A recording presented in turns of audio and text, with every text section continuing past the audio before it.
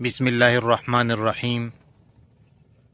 KPK में ख़ास तौर पर पानी का बहाव तेज़ हो चुका है और स्वात में आपने वाक़या देख लिया कि किस तरह एक घर के कई अफराद पानी में बह गए।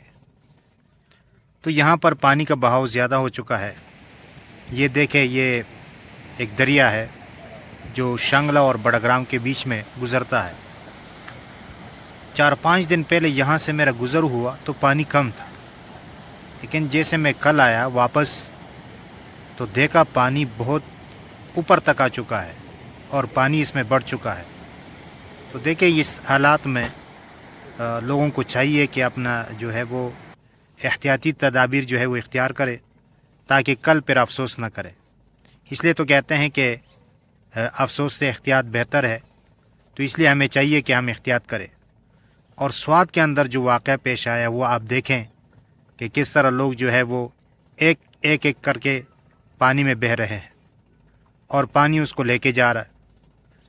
तो ये इससे कई बातें सामने आती है। एक तो ये कि हम एहतियात नहीं करते, दूसरी बात यह है कि फिर हम चीखते चिल्लाते हैं और जो हुक्मरान तबका है फिर इस तरफ तवज्जो नहीं देते। तो इन चीज़ों को सामने रख कर हमें चाहिए कि हम इस तरफ ना जाएं। अगर जाते हैं तो हम एहतियात करें ताकि कल फिर हम अफसोस न कर सकें। और ये देखें कहाँ से ये लोग आए हैं, कहाँ पर इनका आखिरी वक़्त मुकर्रर था।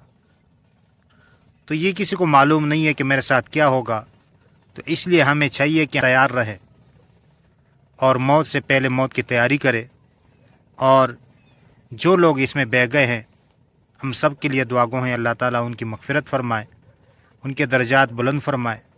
जो लवाहिकीन हैं अल्लाह ताला उनको सब्र जमील अता फ़रमाए और अल्लाह ताला उनको नेमुल बदल अता फ़रमाए।